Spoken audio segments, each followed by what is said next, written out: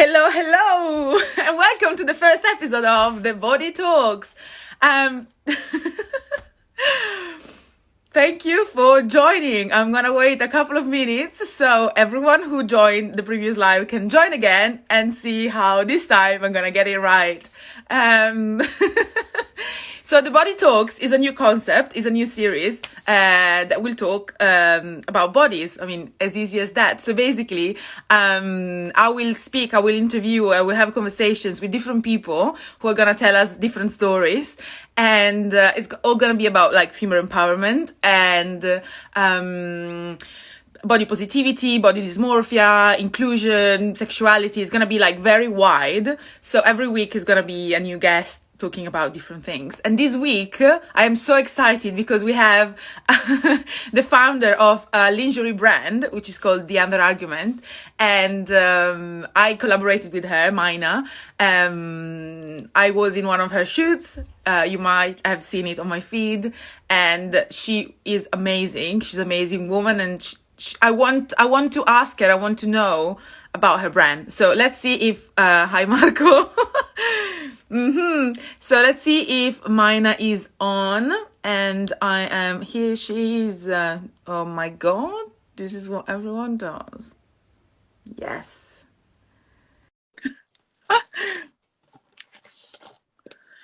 She is connecting.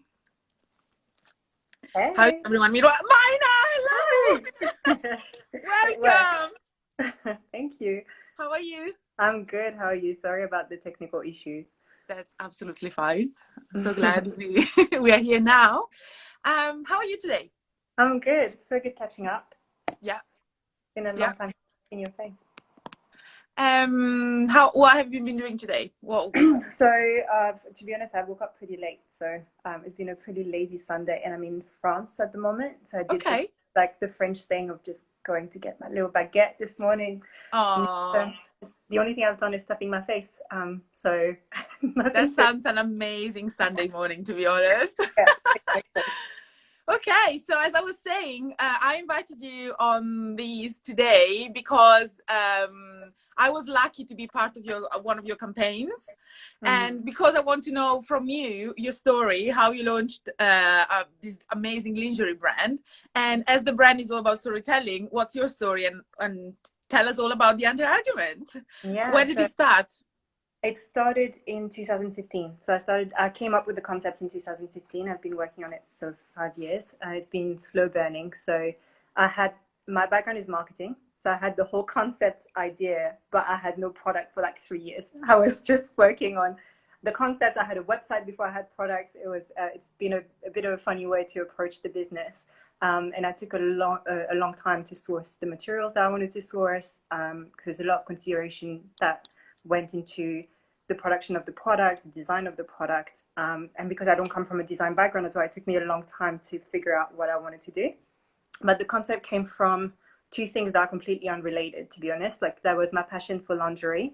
And on the other side, that was sort of my belief in the power of individuality, and how I think because of my background of being mixed race and living in different cultures, I always felt like I belonged, but I never fit in. And I felt like a lot of people were telling me I'm not enough of one thing or I'm too much of another, and I was never just right. But what I realized, I guess, developing, was that when I'm able to be myself, that's when I'm able to achieve such beautiful things. And I really wanted to transmit that message to other people. And I think that's how the Under Argument came together. So this lingerie became a wearable reminder to embrace your individuality. Each collection I create is a little argument against the norm, which is why I called the brand The Under Argument. So my very first collection was called For Awesome Against Perfect. Second one, which is the one that you shot for Identity Against Stereotypes. And each piece has a little label at the back that's a little reminder. So they'll say things like, remember just to be yourself.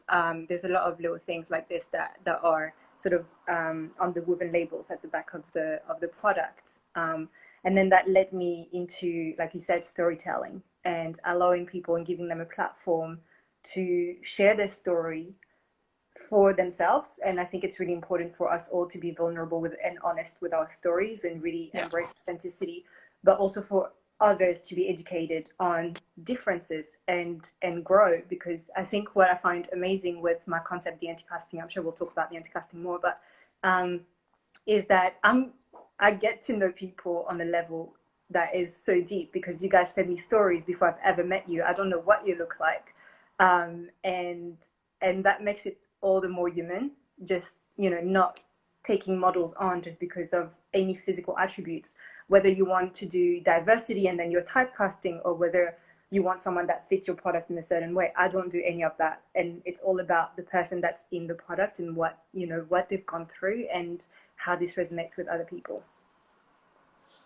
That's amazing. Yeah, I love the concept of the anti-casting. Well, we can talk about it now that you Yeah. mentioned it. So, how do you find the models for your collections? So this started it's so funny because it's something that started in 2018, at the end of 2018. I literally woke up. I was sort of fed up with hearing everybody talking about diversity, and I felt like my type was being used and a lot of people were being used, and there was always like a dark skinned girl with shaved head and an Asian girl and a girl that's supposedly big but she's not so big, she's like a size 14, and then there was a girl with an afro, and then you had bonus points for having a transsexual woman or having a woman in a wheelchair. And I was like, I hate the fact that we're being used, and I don't know what the best way of doing this is, because I also understand that sometimes you have to be a little bit less genuine in your exposure of different people, so they start being seen, and so this becomes a more natural thing. And that's literally how the anti-casting came up. I was like, you know what, I'm not going to actually do diversity myself. I'm going to let people do diversity for me. And so that's how I started doing call out for stories for my first collection for Awesome Against Perfect. And I sort of asked people on Instagram to send me their stories. I said, don't send me photos, don't send me your size. Yeah. This is how I want to cast going forward. And it was amazing. That first experience was amazing. I found Manon Wime at Manon Graphy.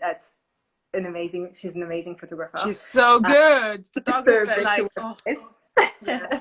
I'm so lucky. Like every time we do shit, I'm like, this is not the last one, right? Like, because she's getting bigger and bigger as well. Like, and so it's great to see, everybody grow. Even you, like, we shot together a year ago now, maybe. Yeah. A year ago. I think. And then seeing all the things that you've done and how creative you get, and it's so amazing. Like, I feel like we're just building a big family, really. Yeah. But yeah, I found Manon, and then it's been, love at first sight, and I've been doing all those shoots with her. Like, we probably shot close to like 40-50 people together. Like, I don't know, we shot so many. Wow. So it's good, and like we want to continue doing that. We were planning on doing a shoot in France as well, so we've been talking about going overseas to do all this.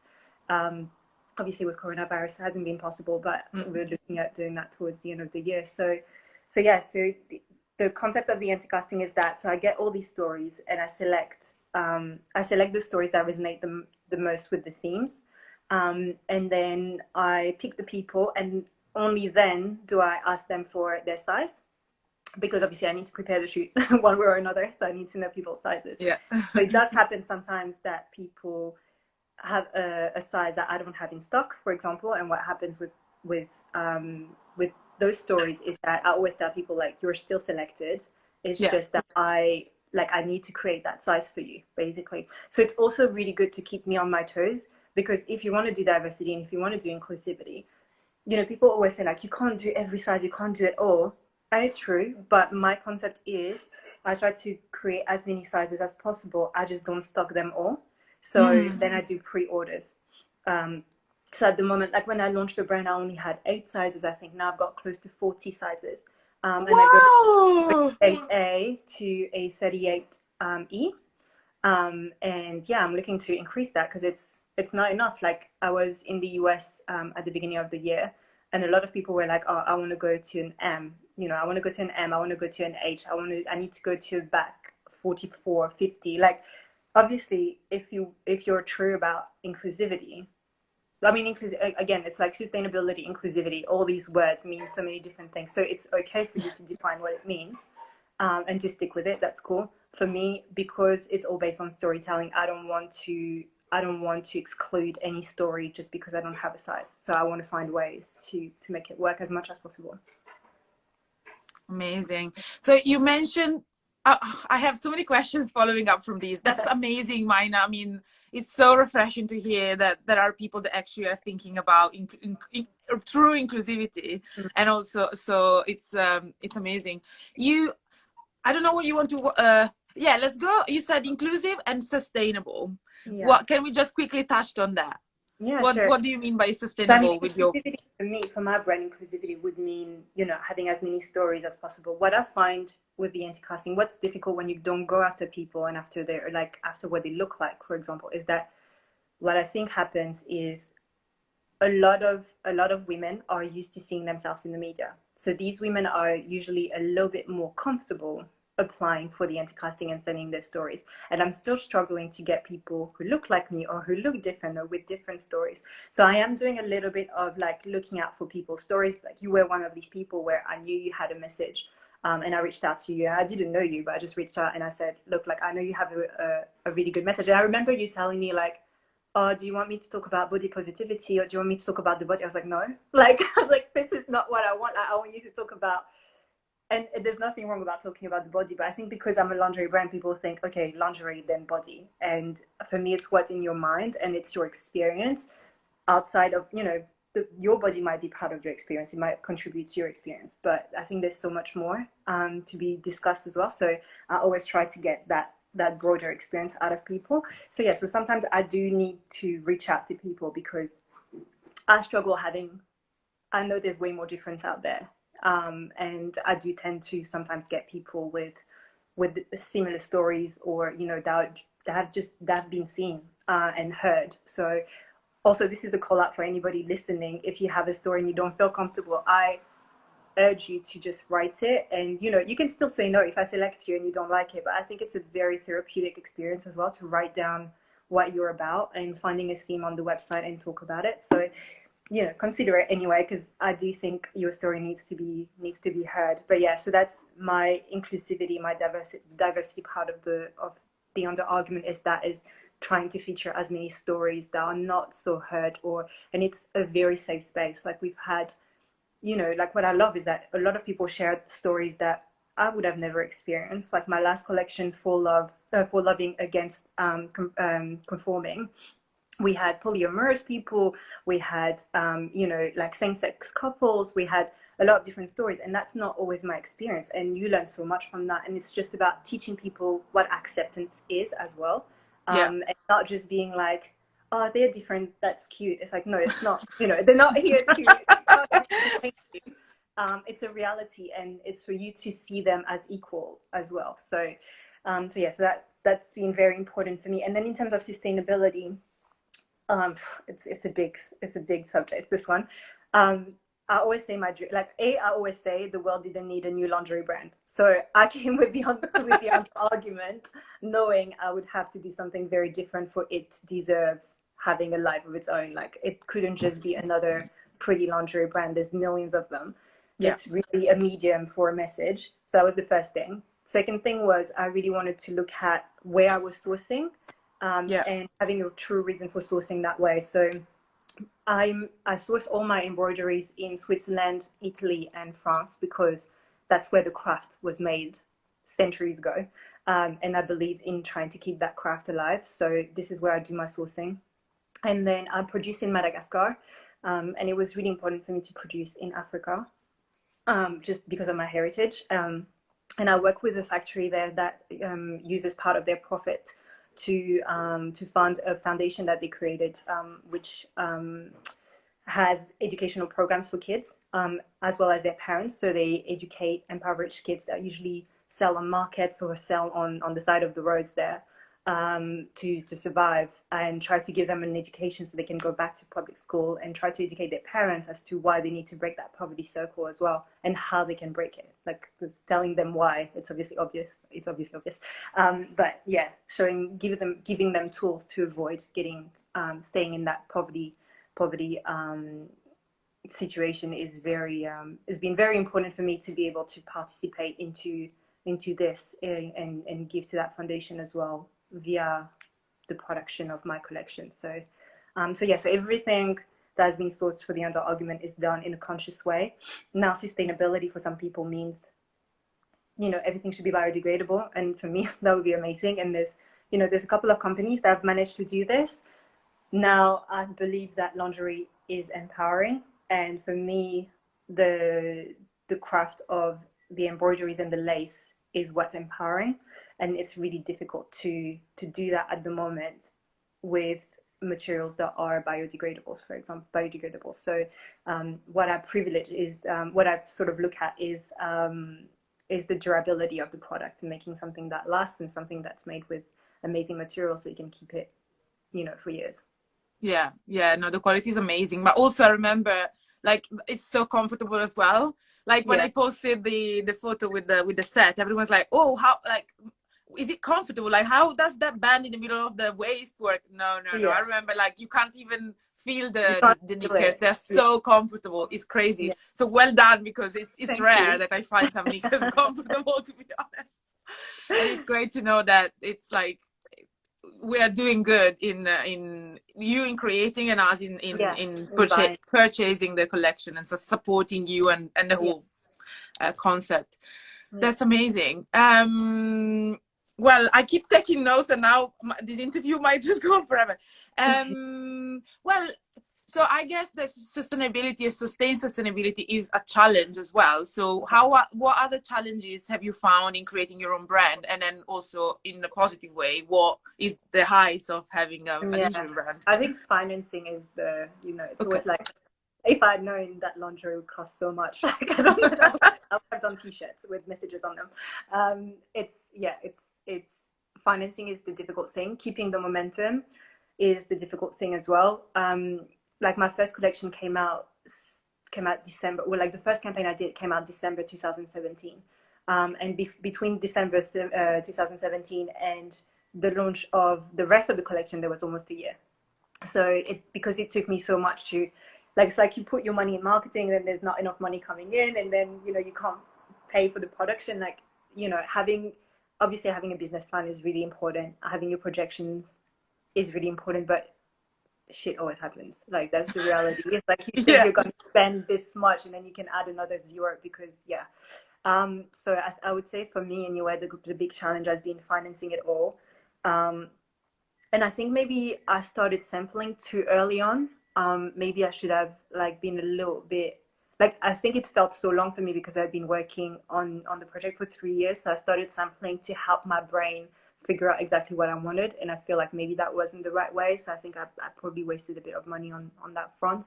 Um, but yeah, and then in terms of the highs, like for me, it's seeing people responding to the concepts. When I did a test campaign, so December 2017, and that was for Awesome Against Perfect. And what I did was on New Year's Eve, I launched the campaign telling people about the brand and telling them to make a promise not to be perfect in 2018.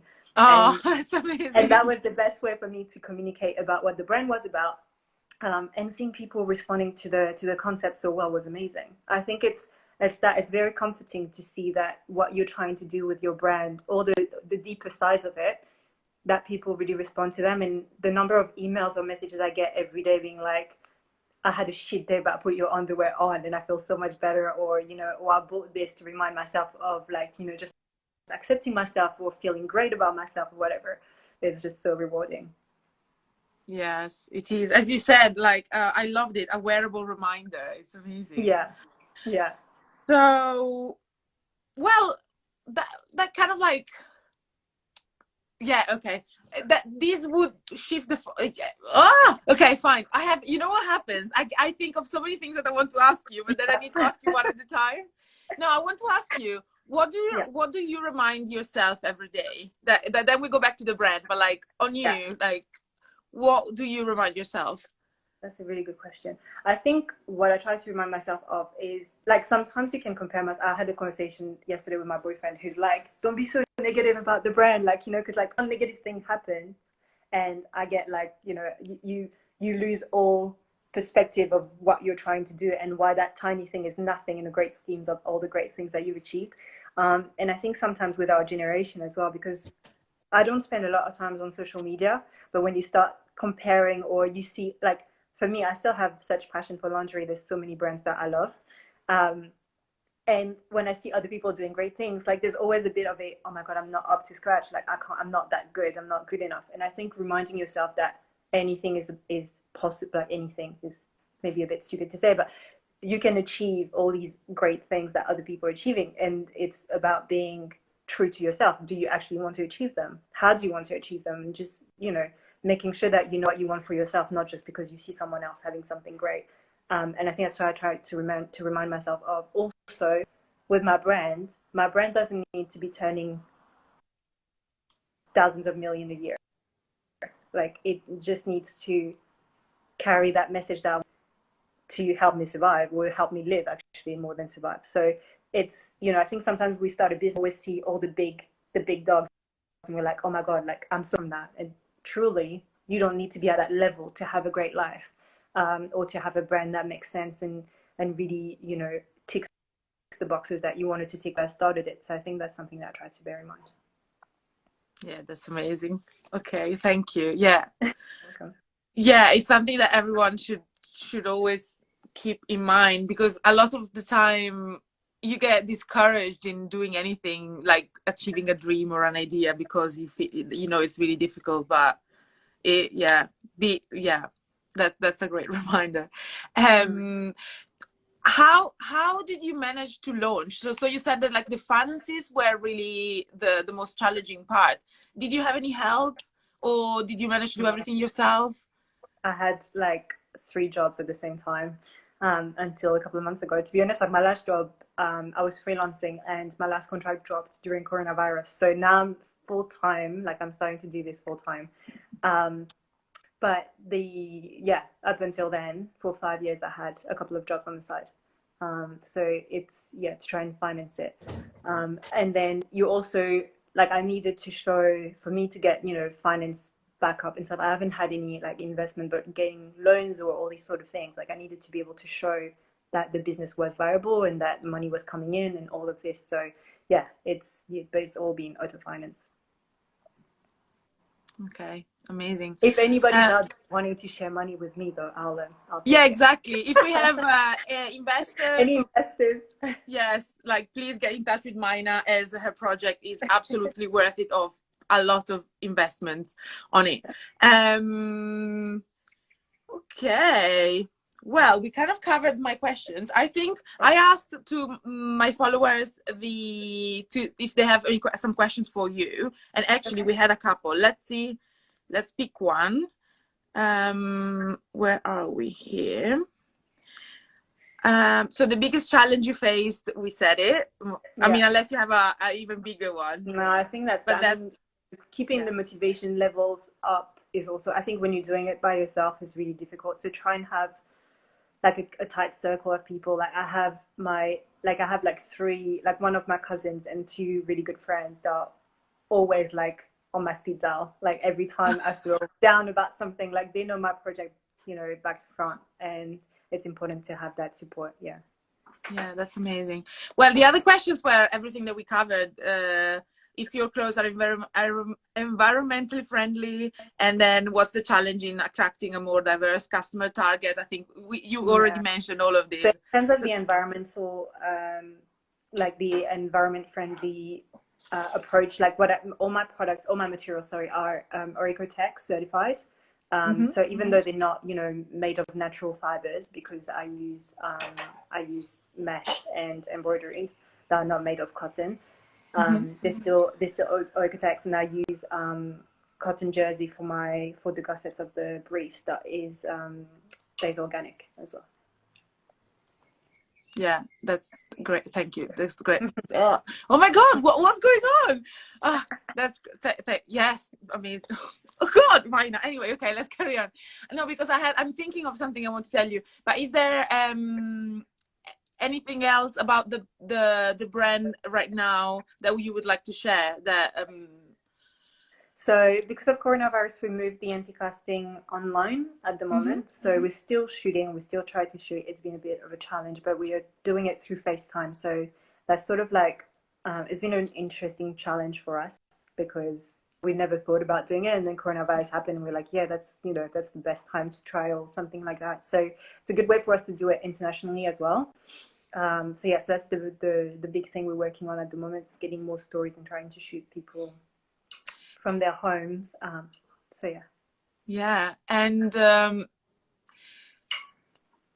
so you managed to do, yeah, to do them online, and so people that actually want to take part again, they just should Yeah, get in like touch with people you. continue exactly. Yeah, could submit your story, and reach out to people like on a weekly basis to see if they want to shoot from their home. But yeah, we're hoping to resume the shoots in real life really soon. But probably towards the end of the summer or like from September. Amazing. Yeah. Great. Oh, And I think towards an end of this conversation, something that you said that I didn't comment on before, which is really true. You know, when you asked me for my story and I said, do you want the body positivity stuff? And you're like, yeah, no, not necessarily. I want you to tell me your story, like what your yeah. experience is. And I'm like, okay. So I was like, oh shit, I actually need to be like honest here and truth. I mean, when I talk, like, it's always the case, but usually like there is a layer of like something that everyone could try to say or to I think share, the and then there is the body positive movement makes it difficult for my brand to get stories outside of the body, like, which, you know, that's a great movement. But it's a lot of people say, oh, my brand is body positive. My brand is not body positive. It's just, it doesn't care. Like, my brand is human. I just don't care what anybody looks like. I just want their story. And if it happens that your story was impacted by the way you look, then, you know, it's a great story. Come and share it. But yeah, I think sometimes we also used to talking about, I don't know, our stretch marks and, you know, like, I don't know, how, whatever you were called when you were a child because you were too big or too skinny or too whatever, for whatever, from whatever standard, then we stick to that story because it's a safe story.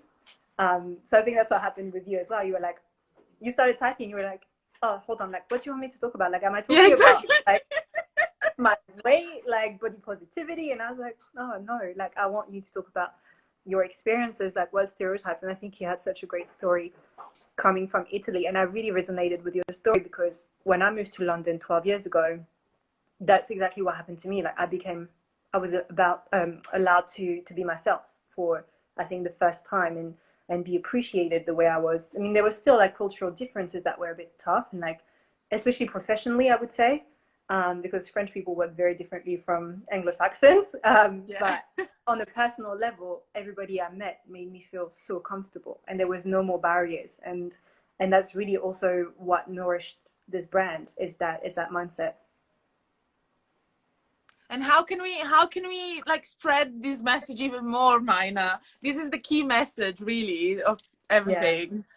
For How are me, we? it's for Yeah. me, it's through those stories. It's about, you know, for me, I want to be able to share more and more stories. I want more and more people to step out of their comfort zone and share things that are not always talked about. And I think every time you feel a bit uncomfortable, that's the place you need to sort of stay in a little bit longer, because this is where you grow. So yeah, so that's the way I do it, is through storytelling, through the under argument. That's amazing, Mina. It has been like an absolute pleasure. I so agree with everything you said about like, I think exactly the trick is like trying to get like a bit uncomfortable in something that Yeah, like it's something that you haven't really explored yet, or you have but you're too scared because it's too real, and just yeah, stay there and yeah, just work on it, because that's how you exactly. grow. That's Yeah. that's an amazing way of seeing things. And yeah, I mean, I love your brand and Yeah. so I'm really happy that you accepted and you joined me today. And yeah, I invite everyone to follow the under argument and Mina. And nothing, Mina, is there anything else you want to finish off No, or? nothing. Just thanking you for having me on your first episode. That's amazing. It was really great chatting. Yeah, no, thank you so much, and thanks for the interest in the brand as well. That means a lot. My pleasure. You're doing amazing. Like, Thank carry on doing what you're doing, and lots of love. thank you. Thank Bye. you. Have a Bye. lovely rest of the day. See ya. Bye, Bye. Marina. Bye, Bye. everyone. Thank you. Bye. Whoa, that was incredible. I've done it. We've done it. thank you everyone for watching, and join me probably next Sunday with another amazing guest and their story. Please leave feedback or comments, and follow Mina. And as she said, we're all trying to just do something that we feel uncomfortable with, and really, I'm just fluffing. Just, yeah, try to get to know yourself, try to get to know the other people, and try to keep the conversation going in everything. And be kind with everyone. And go and follow Mina, and have a lovely Sunday. That's it. I'm done. Bye. Da, da, da, da.